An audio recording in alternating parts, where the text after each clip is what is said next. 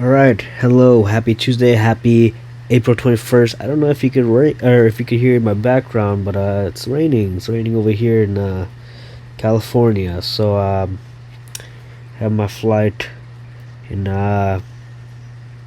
actually I should really be packing my bags and get ready to leave after I'm done with this video. So it gives me good time to upload the video before I leave here. But anyways, look, just like everybody in trading, I started from rock bottom too, right? So if you just click on this picture, look, when was the last time that I edited and made edits to this note, right? So I have few of these pages, I have few of these. I mean, these are all just screenshots. Look, Fibonacci level retracements, what oscillators, Stotch, RSIs. It's actually a very old school type of RSI. Look, lot size, timing. Look, I started rock bottom from really, right? As of learning penny stocks was the hardest, then there was options, and then if that wasn't the worst, then it came down to learning forex. Right now, I did come to the forex industry to learn how to trade, really not just one indice. I learned how to trade as many as I can get my hands on, and gold and BTC was always in the back of my mind. But what really just caught on to my attention, and what really just felt like it worked out for me was it was NAS, right? NAS 100, Nasdaq. So made that realistically from late 2022. I fell back on my own strategy. I finally had my first 5400 month, and then I remember January to March I was having both anywhere from 6,000 to 11,000 months, right? Each a month, for almost really 3 months straight. And then I was like, I found my confidence, right? So from January of 2023, February, March, April, and then I think either late April or May of 2023, that's when I was like, you know what, let's just go at it, because I know.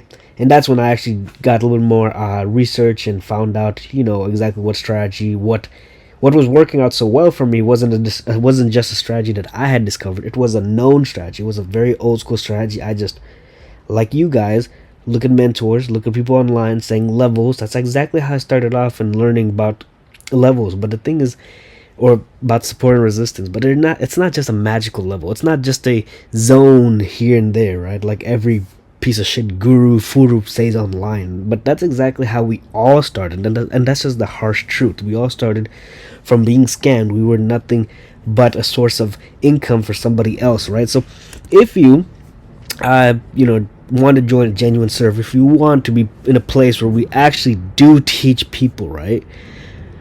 If you want to be in a place, where we also have fun, right? And now you guys can want to kind of skim over it. This is actually kind of funny. It's actually really, really funny, right? So what was it? We're talking. I was like, "What's your favorite brand for?" And this person was like, "Wrong person." I tagged him on purpose, actually, and then he was like, "You sure?" These people are fighting over there among themselves. We're talking about some other stuff. And this person got mad.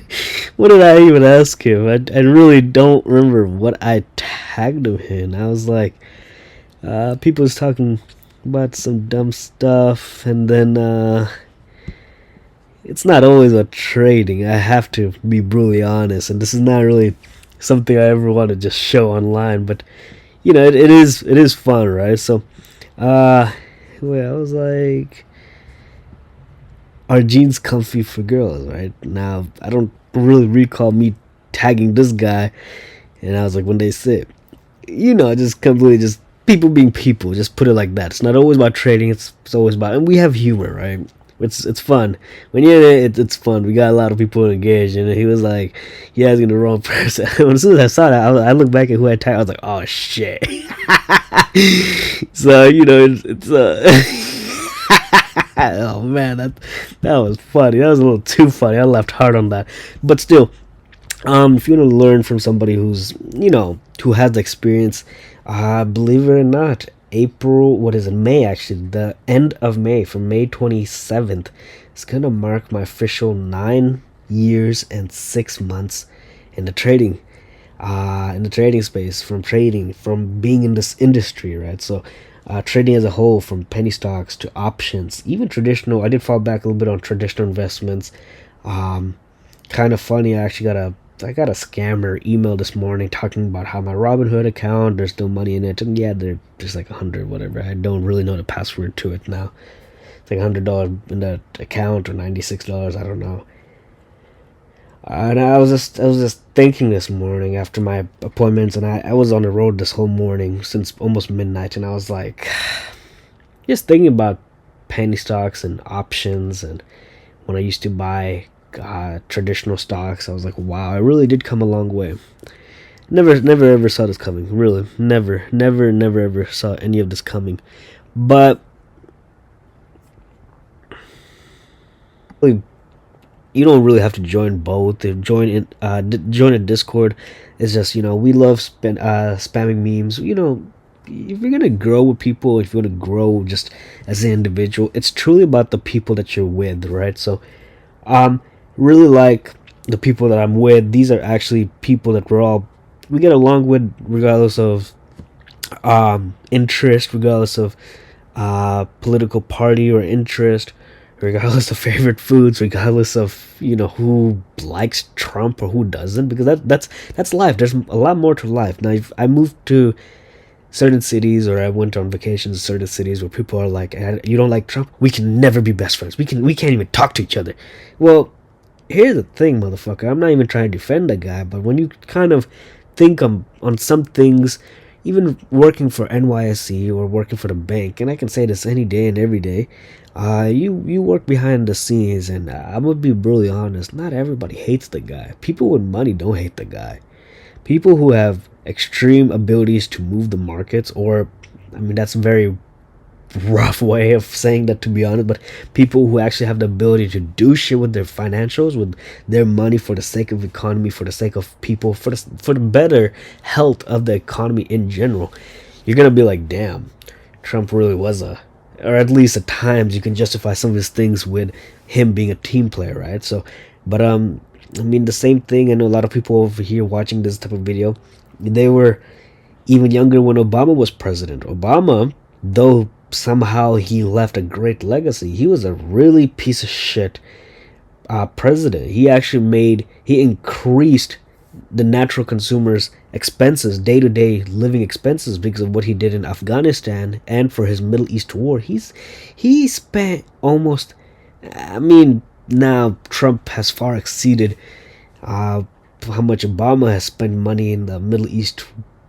war by all this bullshit funding. I mean, Trump is now spending money like crazy, but believe it or not, I mean, it was just until last week, or a week, I mean, a few days before last week, where basically Obama spending for the whole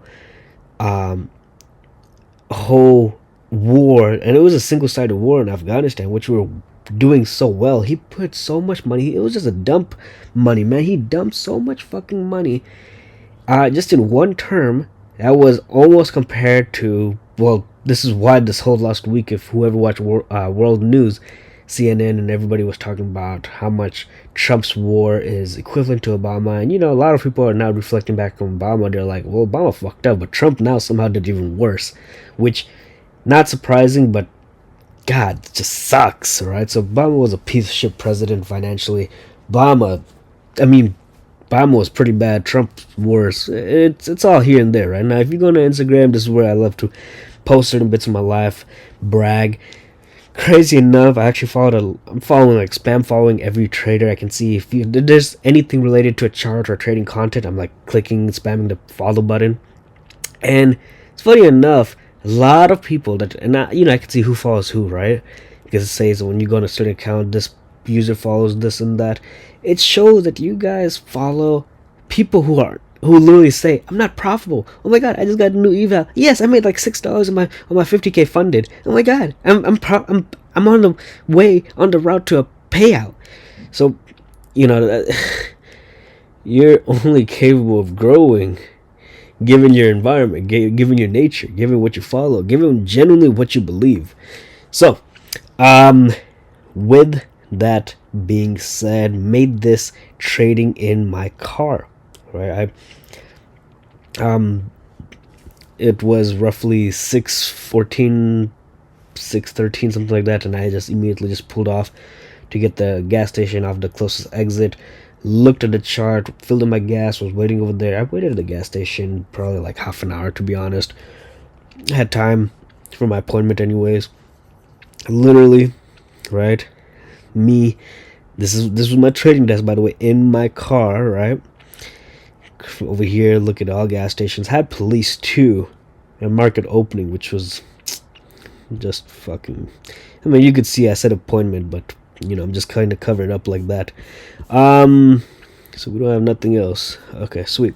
Now, time for the big picture, right? What did we see in the big picture? Let's talk about NAS. Even though I don't trade NAS as much anymore, especially definitely not on my personal accounts, I just think US30 is just the way to go. It's something I've been trying to do for so long. Now, let's clear it up. Let's rewind a bit, right? So, I feel like this was one of those good trades that, I mean, it could have been a really solid trade, but kind of just got you fucked up, and you're like, wow. Now, I don't at all remember what happened, so we're gonna have to break it down to 1 minute time frame, right? So now we came up, came down, wicked it, came up, came down, we broke it, we were retesting it, pushed up, retest, push up, came down for retest, push up. Now what do I want to see for like the 100th time, right? So we have 1, 2, 3, 4, 5, 6, 7, 8. What do I want to see for the 9th time? For the 9th time, I want to see this thing curl its way back up and just push, right? So for the 9th time, I just want to see it push. Actually, for the 9th time was over here. So for the 10th time, I just want to see this thing push, right? This was even a good resistance to, I mean, support. So resistance over here on the left, support over here. So I want to say maybe this would have been the 11th time, because 10 times we've already validated this zone. So hop onto the 1 minute time frame just to see what had happened in market opening, because I generally don't know. Now, I only put the white dotted line. I know for those people who know me and how I trade, typically they'll be like, okay, well, you put the white dotted line, that means you entered. Well, yes, that's pretty accurate. I just didn't take that.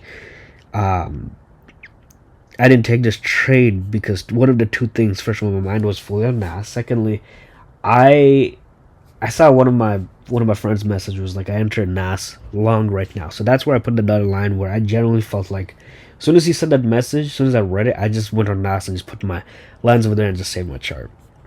So, but it would have made a complete sense of being in profit. Now, here's the thing. If you didn't adjust, I would have probably either got breakout or I would have took a really nasty loss. I mean, that thing about NAS compared to US30 is NAS is fast. NAS is fast, right?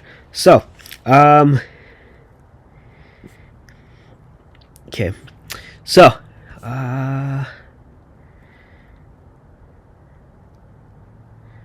crazy. All right. So, with that being said, what had happened? Did she keep dumping? Ooh, NAS got people fucked up today. Fucked up. A lot of people are also, and this is another thing too. A lot of unprofitable traders are like, well, I miss Biden markets. Well, here's the thing, and this is exactly my point proven. Biden's market from the blue line to the top of that wick. Actually, I should mark it the other way around, right? From basically here to there, that was literally peak. That was a fucking A+ day in terms of price action during Biden's economy for NAS. Now you guys have days like this from basically wick to wick, say almost 100 points or 98 points. This is in a span of 4 or 5 minutes, sometimes even 2 minutes, sometimes even 3 minutes on NAS. That's Trump's market. So, if you like me, and it kind of, I feel like Biden's market really pushed me and kind of enabled me to take the heaviest lot sizes for a quick 10 to 15 scalps, right? 10 to 15, 20 point scalps. That's how I grew my account easily, guys. And it was so easy because even in market opening, it felt like trading a bank holiday. I had so much time to trade, to move my time. I mean, move my trade, move my stop loss into break even or to secure profit it was almost stress-free. I do have to admit to that part. Stress-free because it was not fast, it was not volatile. You go, even NAS, you just, as soon as you click buy or sell, you're instantly already like 20, 30, 40 points in profit, or just massive stop loss. Just, that's just what makes trading a little bit difficult, in my opinion. But that's really what tests your your ability to trade, right? So God, I was gonna say something else. I don't want to talk about it. But anyways, coming back to US 30. US 30 Dow Jones. I might have not had the best morning. As you guys can tell from this picture, I was extremely stressed pre-market. And when I saw that, that was honest. There was 3 cops before this, plus the helicopters. It was just nasty. It was a shit show of a morning. But through it all, I still showed up.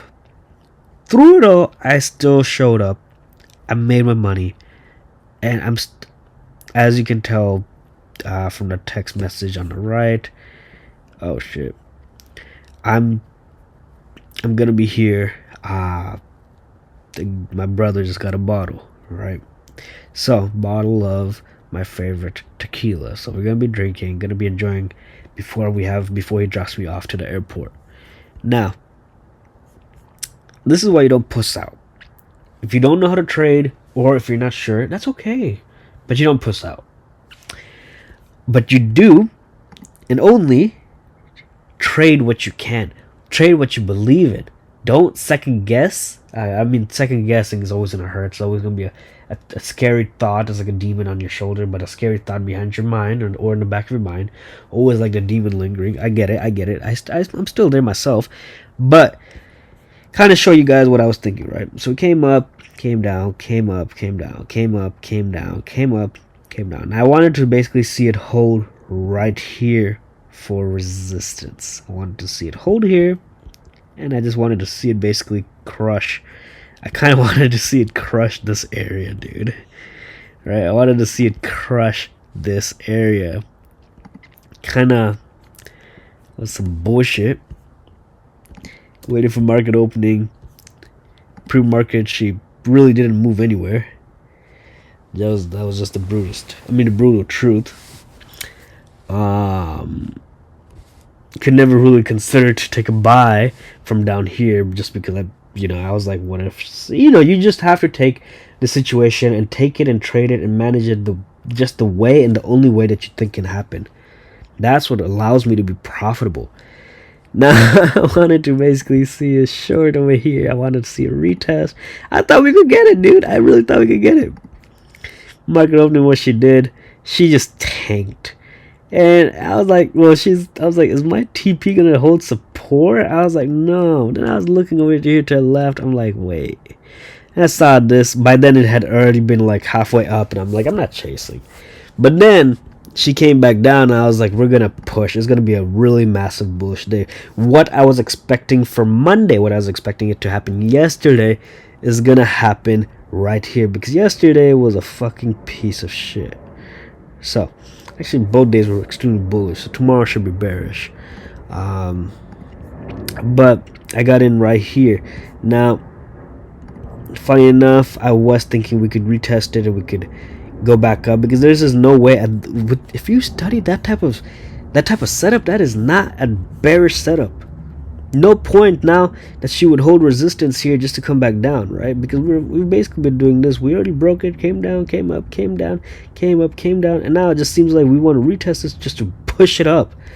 All right, now if I cancel this, I think it was okay, so it wasn't that bullish as I had intended or thought it to be, but still it broke it, right? It made new highs. Sure enough, she just dumped.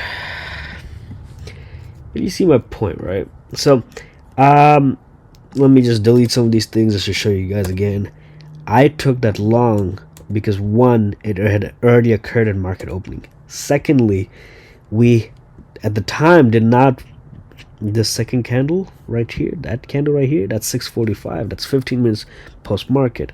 But this candle here, we never ideally flipped this candle to green until it was like 6:42, 6:43. So we had came down here, came back, we came up like 3/4, and then she was coming back, and it looked like she was either retesting it for a final flush, and that's what I was really scared about. Now, remember what I was saying? Don't second guess yourself. I just, especially, that's the biggest lot size I ever took on that motherfucker, yo.